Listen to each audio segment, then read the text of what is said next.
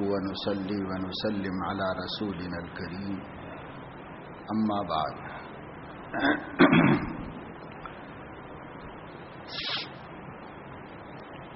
قال النبي صلى الله عليه وسلم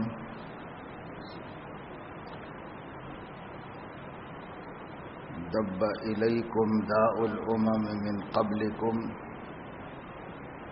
الحسد والبغضاء هي الحالقة ولا أقول تحلق الرأس ولكن تحلق الدين أو كما قال عليه الصلاة والسلام.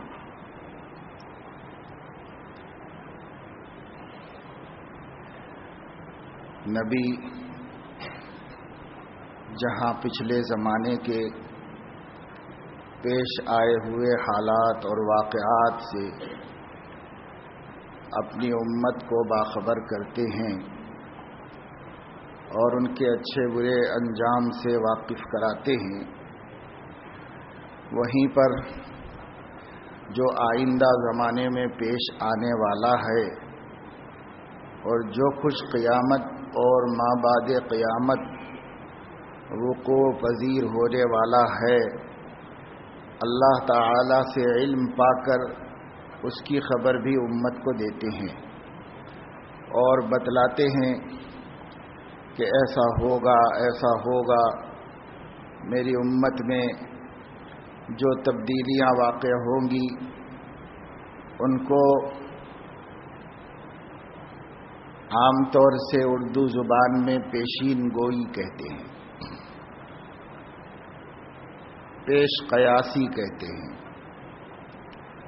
پیش قیاسی کے معنی پہلے سے اندازہ کر لینے کے ہیں اور پیشین گوئی کے معنی وقت سے پہلے کہہ دینے کے ہیں۔ حدیث اور محدثین کی اصطلاح میں اس کو الفتن کہا جاتا ہے۔ ایسی تمام خبریں جو ہونے والے زمانے میں آئندہ دنوں میں پیش آنے والے واقعات پر مشتمل ہوتی ہیں، اس کو محدثین کتاب الفتن میں جمع کرتے ہیں۔ فتن فتنے کی جمع ہے اور اردو زبان میں ہم لوگ شر اور فساد کو فتنہ کہتے ہیں، لیکن عربی میں آزمائش کو، حالات کے بگڑ جانے کو، مشکل میں پھنس جانے کو فتنہ کہتے ہیں۔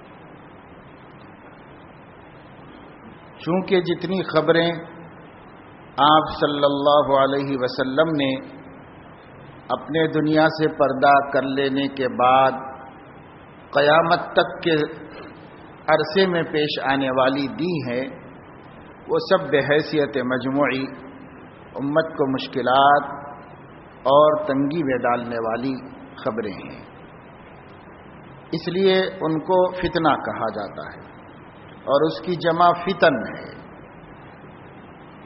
ایسی سب حدیثیں محدثین کرام کتاب الفتن میں اکٹھا کرتے، اس عنوان سے جمع کر دیتی۔ سب حدیثیں یہ خبر دیتی ہیں کہ کچھ ہونے والا ہے اور یہ مشکل معاملہ ہوگا، اور جو کچھ ہونے والا ہے آپ کے دنیا سے پردہ کر لینے کے بعد سب امت کے لیے بے شک آزمائش ہی آزمائش ہے، اس لیے کہ نبی کے بعد اللہ تعالیٰ کو اس دنیا کے باقی رکھنے کی جو مشیت تھی وہ مکمل ہو گئی۔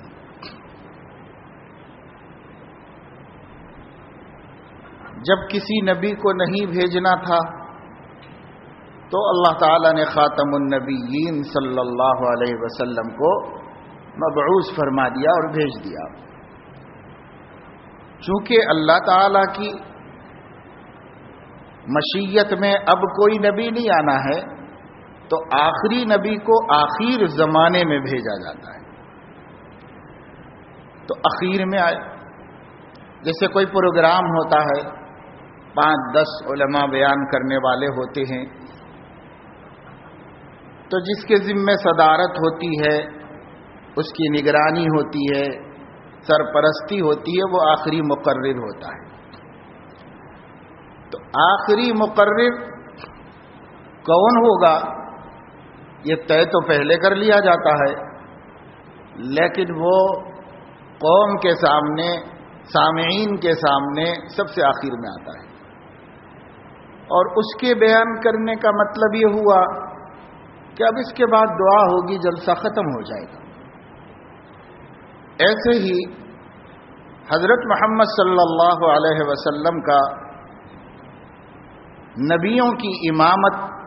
اور سرداری کے لیے انتخاب تو اللہ نے ازل میں فرما دیا۔ جب وہ سب کے سردار ہے تو سب کے کام فارغ ہونے کے بعد ان کا نمبر ہے، اور جب اللہ تعالیٰ نے ان کو بھی مبعوث فرما دیا تو پھر یہ اس بات کا اعلان ہے کہ اب یہ دنیا کا کارخانہ بہت زیادہ دن قائم رکھنا نہیں ہے، اس لیے کہ اہل دنیا کی ہدایت کا جو نظام تھا اس کی آخری کڑی ظاہر ہو گئی، تو اب جب تک اس کا فیض چلتا رہے گا، اور جب اس کا فیض کمزور ہوتے اتنا کمزور پڑ جائے گا کہ کوئی شخص بھی روئے زمین پر اللہ کا نام لینے والا باقی نہیں رہے گا، تو اللہ تعالیٰ اس دنیا کو ختم فرما دے۔ تو قیامت کی سب سے پہلی نشانی، علماء فرماتے ہیں کہ قیامت کی سب سے پہلی نشانی حضرت محمد صلی اللہ علیہ وسلم کی بعثت ہے۔ آپ کی بعثت یہ قیامت کی پہلی نشانی، اس لیے کہ اگر قیامت کو ٹالنا ہوتا تو اور کچھ نبی بھیجے جاتے رہتے، آخری نبی کو نہ بھیجا جاتا۔ آخری کو بھیج دینے سے پتہ چلا کہ یہ قیامت کی پہلی نشانی ہے، یعنی اب قیامت ہی آنی ہے۔ کب آئے گی، کتنے عرصے میں آئے گی، چاہے کتنے بھی عرصے میں آئے، لیکن اب اس کے بعد دنیا کا بڑا واقعہ، ہمارے نبی کے دنیا سے پردہ فرمانے کے ایک اہم اور تاریخ انسانیت کے اہم ترین واقعے کے بعد جو آخری بڑا واقعہ ہونے والا ہے وہ اس دنیا کے ختم ہو جانے کا واقعہ ہونے والا ہے۔ ہاں، ہم سے پہلے، ہمارے نبی سے قبل جتنے انبیاء ہوئے ہیں، ان انبیاء کے زمانے کسی کے کم ہیں، کسی کے لمبے ہیں، اور ان انبیاء کے علاقے بھی کسی کے کم محدود ہیں، کسی کے کچھ وسیع ہیں لیکن وہ بھی محدود ہیں۔ کوئی نبی بھی علاقہ فتح للناس بشیرا و نذیرا کہہ کر نہیں آیا، سوائے حضرت محمد صلی اللہ علیہ وسلم کے، کہ اللہ تعالی نے ان کو خطاب کر کے ارشاد فرمایا، انا ارسلناک شاہدا و مبشرا و نذیرا وداعیا الی اللہ باذنہ وسراجا منیرا، اور اس کے بعد ان کو خود مخاطب کر کے اللہ تعالی نے یہ حکم دیا اور فرمایا، قل یا ایھا الناس انی رسول اللہ الیکم جمیعا، آپ کہہ دیجئے کہ لوگو انسانوں، میں تم سب کی طرف رسول بنا کر مبعوث کیا گیا ہوں۔ یہ مخاطبت اب آپ کے بعد سے قیامت تک کے ہر انسان سے تھی، لیکن کوئی نبی نے یہ نہیں کہا انی رسول اللہ الیکم جمیعا، بلکہ ہر نبی نے یہ کہا، یا قومی اعبدوا اللہ ما لکم من الہ غیرہ، اے میری قوم اللہ کی عبادت کرو، اے میری قوم اللہ کی وحدانیت کا اقرار کرو، اے میری قوم، اے میری قوم، اے میری قوم، سب نے اپنی قوم سے خطاب کیا، اور حضرت محمد صلی اللہ علیہ وسلم نے فرمایا، یا ایھا الناس انی رسول اللہ الیکم جمیعا، اے انسانیت، میں تم سب کے لیے اللہ کا رسول ہوں۔ البتہ آپ کو ایک زمانہ طویل اللہ پاک نے دیا ہے نبوت کا، ظاہر ہے کہ جس کی جتنی کامل نبوت ہوگی اس کا اتنا وسیع دور اور زمانہ ہوگا۔ جب آپ کامل ترین نبوت لے کر آئے تو اللہ پاک نے آپ کی نبوت کا زمانہ وسیع کر دیا، آپ کے شرف اور آپ کی بزرگی میں اضافہ ظاہر کرنے کے واسطے کہ کسی نبی کی امت نے اپنے نبی کی دعوت کو اتنے عرصے تک سنبھال کے نہیں رکھا جتنا حضرت محمد صلی اللہ علیہ وسلم کی امت ان کی دعوت کو سنبھال کر رکھنے میں کامیاب ہو سکی. انہی کے فیضان علم سے اور انہی کے فیضان نورانیت و ایمانیت سے فیض پا کر ان کی امت اتنے لمبے عرصے تک ان کے دین کی حفاظت کرنے میں کامیاب ہوئی جتنا کہ کسی نبی کی امت نہیں ہو سکی. ایسا تو ہوا ہے کہ ایک نبی کی نبوت کا دور لمبا ہوا، لیکن ایسا نہیں ہوا کہ ان کے گزر جانے کے بعد بہت عرصے تک اللہ نے لوگوں کو رکھ چھوڑا. حضرت عیسیٰ علیہ السلام کے 5.25 صدیوں تک اللہ تعالیٰ نے دوسرا نبی نہیں بھیجا. ان کے بعد حضرت محمد صلی اللہ علیہ وسلم کو بھیجا، کیونکہ ان کی امت نے ان کا دین بہت تھوڑے عرصے تک بچایا، اور پھر وہ اس امانت میں کچھ تو خیانت کے مجرم ہوئے اور کچھ لوگ غفلت کے مجرم ہو گئے. ہمارے نبی کی امت ہمارے نبی کے معجزے سے اور ان کی قوت فیضان کی برکت سے اب 1500 سال یعنی 1450 سال تک تو حفاظت کر کے رکھی ہوئی ہے، اور انشاءاللہ جب تک اللہ کو منظور ہوگا ابھی دین کی ایمان کی حفاظت ہے. امت ٹوٹی نہیں ہے، کمزور ہو گئی ہے، مردہ نہیں ہوئی ہے، خفتہ ہے. امت میں جگہ جگہ علم کے چراغ روشن ہیں. امانت نبوت کے محافظین دنیا میں لاکھوں کی تعداد میں ابھی موجود ہیں جو نبوت کی امانت کو اس سے زیادہ محفوظ رکھے ہوئے ہے جتنا کہ سپاہی و فوجی حکومت کی سرحدوں کو محفوظ رکھتے ہیں. اس سے زیادہ دین اسلام کی سرحدوں کی حفاظت اس نبی کی امت کر رہی ہے اور اس کو محفوظ رکھی ہوئی ہے. یہ نقشہ بتا رہا ہے کہ ابھی اتنی جلدی تو قیامت نہیں آئے گی. ایمان دین کی حفاظت کا ابھی اللہ کو اور زمانہ منظور ہے، اور اس زمانے تک یہ دین چلتا رہے گا. جب دین میں وہ شرمناک کمزوری آئے گی جس کے بعد روئے زمین پر بھی ایک بندے کو اللہ کا نام لینے کی توفیق نہیں ہوگی، تو پھر وہ بدترین دور ہوگا جس کے بعد اللہ تعالیٰ اس دنیا کو باقی نہیں رکھنا چاہیں گے. اس لیے کہ جب نبوت کی روشنی کا کوئی شمع بھی دنیا میں باقی نہیں ہے تو اللہ تعالیٰ اس دنیا کو رکھ کے کیا کرے گی؟ اس لیے دنیا ویران کر دی جائے گی، اجاڑ دی جائے گی، ختم کر دی جائے گی. قصہ مختصر یہ ہے کہ ہمارے نبی صلی اللہ علیہ وسلم خاتم النبیین ہونے کا معجزہ جگمگا رہا ہے کہ آپ تو نہیں ہیں لیکن آپ کی امانت نبوت دنیا میں پوری شان کے ساتھ اب بھی موجود ہے، اور اس میں طاقت ہے، کمزور نہیں ہوئی.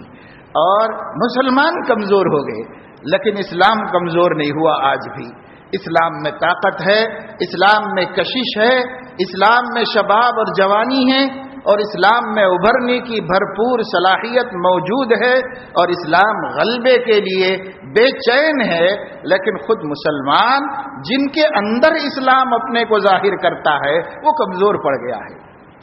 جب ظرف کمزور ہو جائے گا تو مظروف اس میں سما نہیں سکتا. یعنی جب برتن کمزور ہوگا تو اس کے اندر کوئی چیز ڈالی جائے گی تو اگر جو ہے کمزور قسم کا پھگا ہوگا اور اس میں آپ زیادہ ہوا بھر دیں گے تو وہ پھٹ جائے گا. اگر کمزور قسم کا ٹیوب ہوگا آپ اس میں ہوا زیادہ بھر دیں گے وہ ٹائر کو بھی پھاڑ دے گا، وہ خود بھی پھٹ جائے گا. تو جب ظرف کمزور ہوگا تو مظروف اس میں سما نہیں پائے گا. اس کا کمزور ہونا کوئی ضروری نہیں. جیسے ٹیوب پھٹ جائے تو ہوا کمزور نہیں ہے، ہوا تو طاقتور ہے، لیکن وہ نہیں سما سکی اس کو. مسلمانوں کے قلوب اسلام کی امانت کو سما نہیں پا رہے ہیں, سنبھال نہیں پا رہے ہیں, اس لیے اسلام ظاہر نہیں ہو کر دکھ رہا ہے, ورنہ اسلام کی ذات میں آج بھی اتنی جوانی اور اتنی قوت اور اتنا شباب موجود ہے کہ اگر مسلمان اپنے دلوں میں اس کو سما سکیں تو وہ جہاں پر سمانے کے لیے بے چین ہے. آج بھی طاقت ہے اسلام میں, اور اسلام کو اللہ تعالیٰ نے ایسا بنایا ہی ہے. الاسلام یعلو ولا یعلی علیہ, اسلام تو بلند رہنے کے لیے بھیجا گیا ہے, مغلوب ہونے کے لیے نہیں بھیجا گیا. اور اسلام اپنے جمنے, قائم ہونے, غالب ہونے کے لیے کسی سے مدد طلب نہیں کرتا. اہل اسلام کی اگر ضرورت ہے تو وہ اس کی قدر کر کے بتائیں, وہ اپنا وزن بتائے گا کہ کتنا ہے. اور اگر اہل اسلام اس کی قدر کر کے نہ بتائے اور اس کی ضرورت سے بے نیاز بن جائیں تو اسلام اپنا وزن ان کو نہیں دکھائے گا. اسلام کو ضرورت نہیں, وہ بے نیاز ہے نا. بے نیاز رب کا دین ہے. جو چیز بے نیاز رب سے منسوب ہوگی, جتنی منسوب ہوگی اتنی بے نیاز ہوگی.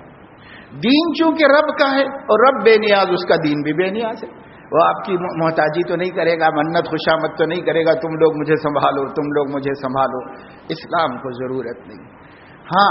ہمیں ضرورت ہے تو ہم اسلام کو سنبھالیں, اور اسلام پھر اس وقت اپنی جگمگاہٹ, اپنے جلوے اور اپنے نظارے قدرت کے, قوت کے, شوکت کے صاحب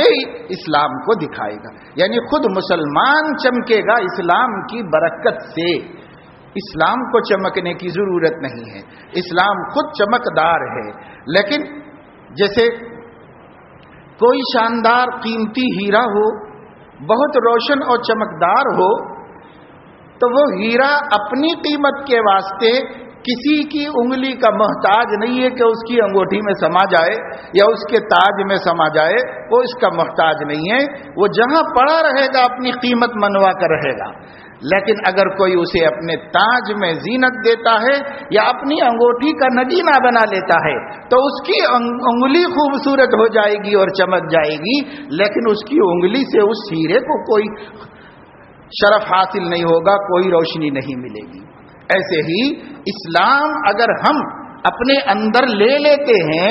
تو اسلام کی عزت نہیں بڑھے گی. جس نے اسلام کو قبول کر لیا اس کی عزت بڑھ جائے گی, اس کا وزن بڑھ جائے گا. اسلام تو خود وزن دار ہے, اسلام تو خود عزت والا ہے. تو آج جو صورتحال ہے وہ اسلام کی وجہ سے نہیں ہے, وہ مسلمان کی وجہ سے. ہم نے اسلام کو چھوڑا ہوا ہے. ہم کہتے ہم مسلمان ہیں, ہم کہتے میں ایمان والا ہوں, تو بے شک کسی درجے میں ایمان ہے تبھی تو ایمان والے ہیں, اور کسی درجے میں اسلام بھی ہے. ایسا نہیں ہے کہ بالکل بھی ہم نے اسلام کو چھوڑ ہی رکھا ہو, ایسا بھی نہیں ہے. عید بقر عید کے حد تک ہے, کبھی کبھی کلمہ پڑھ لینے کے حد تک ہے, کبھی اللہ کا نام لے لینے کے حد تک ہے, دعائیں مانگ لینے کے لیے تو سب کے پاس موجود ہے کہ اس میں تو کوئی بھی پیچھے نہیں ہے. جب مصیبت آئے ہاتھ اٹھائیں گے اللہ ہی کے سامنے, ہم لوگ اللہ ہی سے مانگیں گے. تو کسی درجے میں تو اسلام ہے ہی ہمارے پاس. لیکن نبی نے اس امانت کو جس طرح سونپا تھا اس طرح ہم باقی رکھنے میں کامیاب نہیں ہوئے. سلف صالحین تو باقی رکھ کے آگے منتقل کرتے رہے. آج بھی موجود ہے, اسلام کہیں نہیں گیا ہے, مگر وہ ہماری زندگی کے باہر ہے. ہماری زندگی کے اندر ہو جائے تو جیسے کل مسلمان کی عزت اور اس کی شان پورے عالم میں تھی, آج دوبارہ مسلمان کی شان اور عزت ہو جائے گی. اس میں ہمارا کوئی کمال نہیں ہوگا, وہ اسلام جو ہمارے سینے میں جگمگا رہا ہوگا وہی ہم کو اونچا کر رہا ہوگا, کیونکہ وہ بلند ہے, ہم بھی بلند ہیں. ہوا کی شان یہ ہے کہ وہ نیچے نہیں رہتی, اوپر کو چلی جاتی. اب کسی چیز کو, غبارے کو ہوا میں اونچا بلند سے بلند کرنا ہے تو اس میں خوب ہوا بھر دی جاتی ہے. جتنا اونچا کرنا ہوتا ہے اتنی ہوا بھرتے ہیں, اس کو ڈھیل دیتے ہیں اور وہ فضاؤں میں جا کر کے ٹھہر جاتا ہے. بڑی بڑی شہروں کے اندر جہاں ملٹی پلس بلڈنگیں ہوتی ہیں, ہمہ منزلہ عمارات ہوتی ہیں, وہاں پر اشتہارات بہت مشکل ہوتے ہیں. تو ہنگامی اشتہارات کے لیے غبارے پر اشتہار کر کے اسے بلند کر دیتے ہیں، تو وہ 100 منزلہ سے بھی اوپر چلا جاتا ہے اور وہاں جا کر اپنی سربلندی دکھاتا ہے۔ اسی طریقے سے اسلام کی نبی فرما رہے ہیں کہ فطرت میں علو ہے، بلندی ہے، اس کی فطرت ہی میں بلندی ہے، وہ نیچے رہ ہی نہیں سکتا اسلام۔ تو جس نے اپنے غبارہ قلب میں اسلام کو بھر لیا، ایمان کو بھر لیا، تو یہ کہاں نیچے رہے گا؟ جیسے وہ غبارے کا جسم اتنی بلند چلا گیا ہوا کے ذریعے سے، ایسے ہی اسلام کے ذریعے مسلمان کا سر بھی اتنا اونچا ہو جائے گا، اس کی شان بھی اتنی اونچی ہو جائے گی، جتنا اونچا اسلام ہوگا اتنی اونچی مسلمانوں کی شان ہو جائے گی، بشرطے کہ مسلمان اس کی قدر کریں۔ میں نے عرض کیا کہ اللہ کے نبی صلی اللہ علیہ وسلم نے ہمیں آئندہ کی خبریں دی، ان خبروں کا نام فتن رکھا گیا اور بتایا کہ فتن کے معنی اردو والا شر و فساد نہیں، فتن کے معنی گھٹن، آزمائش، مشکل وقت، مشکل گھڑیاں، پریشان کن حالات، جہاں آدمی کو معمولی تدبر سے نجات نہیں ملتی، غیر معمولی بصیرت اور غیر معمولی تدبر سے وہ اس مشکل سے نکل پاتا ہے، ایسے حالات آنے کی امت پر نبی پاک صلی اللہ علیہ وسلم نے خبر دی اور یہ فرمایا ہے کہ ایسے ایسے حالات بھی آ جائیں گے اس امت کے اوپر کہ اس امت کے جو زعیم ہیں، یعنی جو ان کی سیاسی قیادت ہے، جو ان کی مذہبی قیادت ہے، جو ان کی سماجی قیادت ہے، جو ان کے ہمدرد اور بہی خواہ ہیں، جو ان کا بھلا سوچتے ہیں اور بھلا کرتے ہیں، وہ لوگ سب کے سب ہار جائیں گے اس مشکل سے امت کو نکالنے کی تدبیر میں، سب ہار جائیں گے، کوئی کامیاب نہیں ہو سکے گا۔ ایسے حالات بھی نبی نے خبر دی کہ اس امت کے اوپر آئیں گے، کسی کے بس میں نہیں ہوگا کہ مشکل سے مسلمانوں کو نکالے۔ کب ایسے حالات آئیں گے؟ آپ نے فرمایا کہ انہیں میرے دین کا علم ہو، میری باتوں کا علم ہو اور اس علم کے باوجود وہ عمل کے لیے تیار نہ ہو، تو ایسے حالات آئیں گے جب کوئی ان کو اس میں سے نکال نہیں سکے گا، کوئی نجات نہیں دے سکے گا۔ یہ حدیث قدسی ہے، ترمذی میں موجود ہے، اللہ کے نبی صلی اللہ علیہ وسلم نے اللہ کی طرف سے نقل کیا ہے کہ اللہ نے یہ بتا کر کہ میں ایسا کروں گا، ایسے حالات لاؤں گا، اللہ تعالیٰ خود فرما رہا ہے، یہ بتا کر اللہ رب العزت نے فرمایا پھر کیوں نہ ایسا کیا جائے؟ کیا وہ لوگ میرے اوپر جری ہو جا رہے ہیں یا مجھے دھوکہ دینے کی کوشش کر رہے ہیں؟ یعنی سب معلوم ہے کہ اللہ ناراض ہوتا ہے پھر بھی کر رہے ہیں، معلوم ہے کہ اس سے اللہ خفا ہوتا ہے پھر بھی کر رہے ہیں، تو اللہ فرما رہے ہیں کہ جب ایسے عام حالات ہو جائیں گے، اکا دکا کوئی کرے گا تو اللہ تعالیٰ بھی نظر انداز فرما دیتا ہے، لیکن جب امت کا عام حال یہ ہو جائے کہ وہ جانتے بوجھتے اللہ تعالیٰ کے غضب کو خریدنے کے لیے تیار ہو، اللہ تعالیٰ کی ناراضگی کو اور اس کی خفگی کو مان لینے کے لیے تیار ہو، سامنا کرنے کے لیے تیار ہو، بلکہ اور آگے بڑھ کر شرما بھی نہ رہا ہو، زبان سے کہہ رہا ہو۔ جیسے بہت سارے لوگ کہتے ہیں کہ صاحب ہم نے بھائی کو سمجھا رہے ہیں تو بھائی یہ کہتا ہے کہ بھائی ہماری ضرورت نہیں ہے سب باتوں کی، یعنی دین پہنچایا جائے تو یہ جواب دیتے۔ ایک صاحب نے بتلایا کہ والد کو سمجھاتا ہوں کہ ایسا مت کریے آپ، تو والد کہتے ہیں کہ وہ ہم کو جنت دوزخ کچھ بھی نہیں، بھائی ہم دنیا میں عزت سے رہنا چاہ رہے ہیں، ہم دنیا میں عزت سے رہنا چاہ رہے ہیں، بڑے لوگوں میں رہنا چاہ رہے ہیں، ہم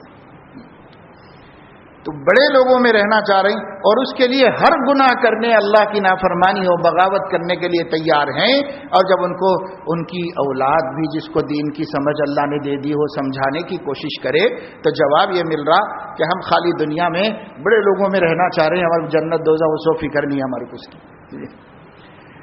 اللہ تعالیٰ یہاں فرما رہے ہیں، آپ غور کیجئے کہ اللہ تعالیٰ نے اتنی سخت بات کیوں کہی، رحمان و رحیم ہو کر۔ یہاں اللہ تعالیٰ فرما رہے ہیں کہ ابھی یتغررون، کیا وہ لوگ مجھے دھوکہ دینا چاہتے ہیں یا میرے اوپر جرأت کر رہے ہیں کہ تمہاری کوئی پرواہ نہیں، تو کون ہوتا ہے، تیری کیا طاقت ہے، کیا میرے اوپر جرأت کر رہے ہیں؟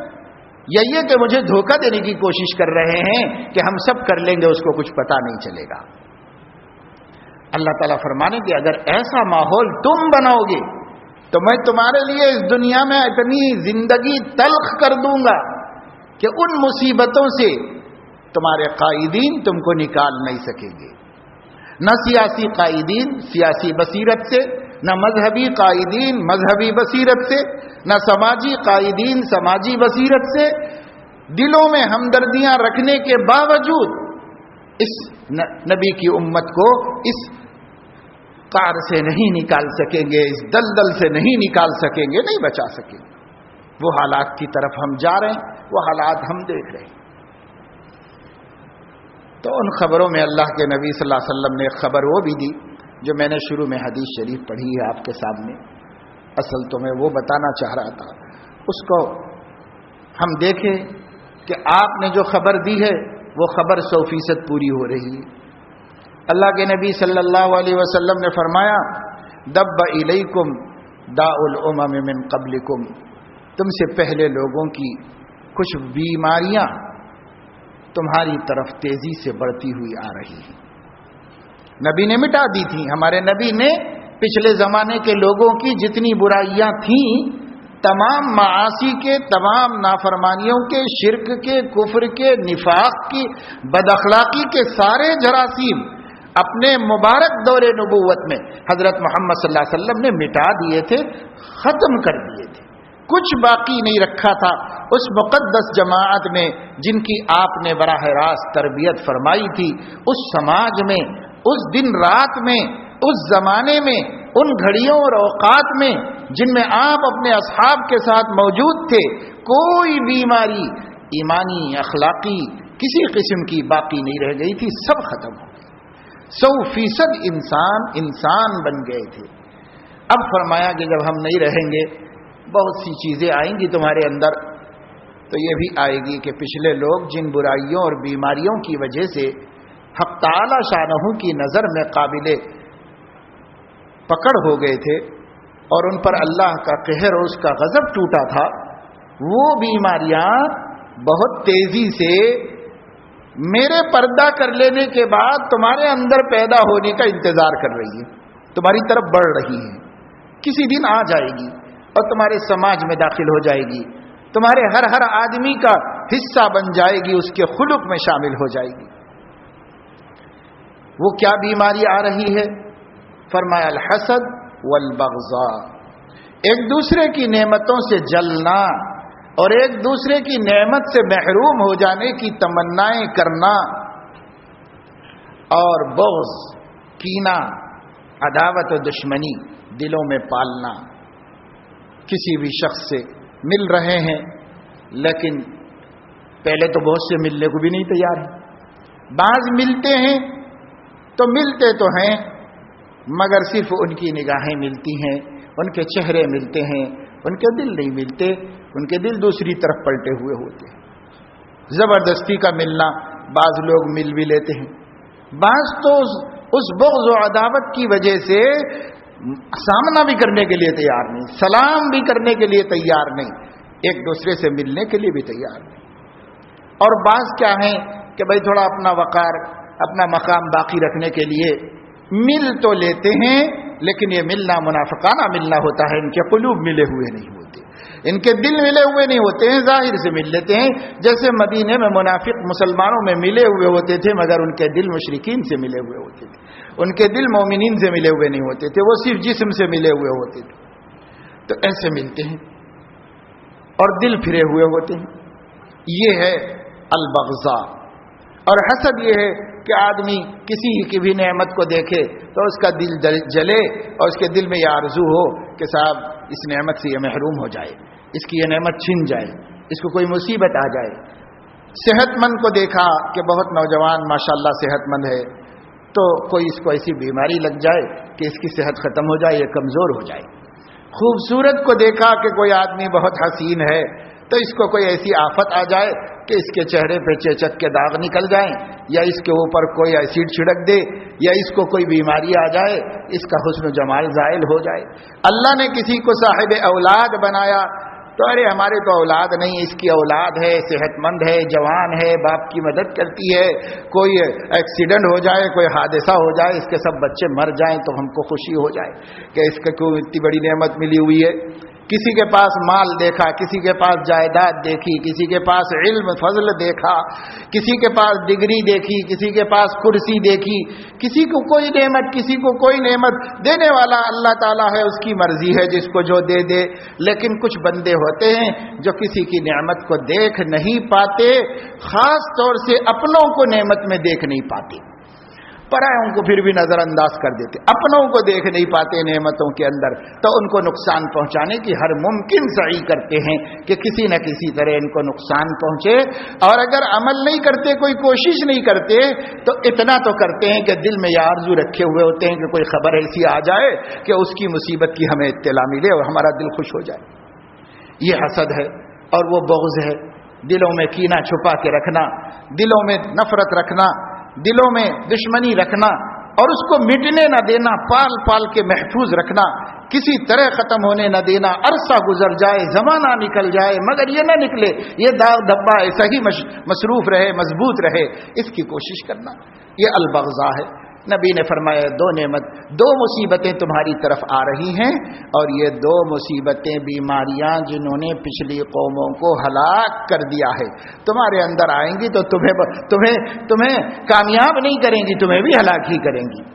کیسے ہلاک کریں گی؟ فرمایا ہی الحالقہ، یہ بیماریاں جن کا میں ذکر کر رہا ہوں، حسد اور بغض، یہ ہے مونڈ دینے والی بیماری۔ الحالقہ مونڈ دینے والی بیماریاں ہیں۔ پھر خود ہی ارشاد فرمایا لا اقول تحلق الراس، یہ نہیں کہہ رہا ہوں کہ کوئی وسترا ہے جو سر کے بال مونڈ دے گی۔ یہ بیماریاں مونڈ دینے سے کیا سمجھ رہے ہو تم لوگ؟ یہ بال مونڈنے والی بیماری نہیں ہے، یہ بال مونڈنے والی مشین نہیں ہے، یہ حسد اور بغض جو ہے یہ ولکن تحلق الدین، تمہارے دین کی دولت کو مونڈ کر ختم کر دینے والی۔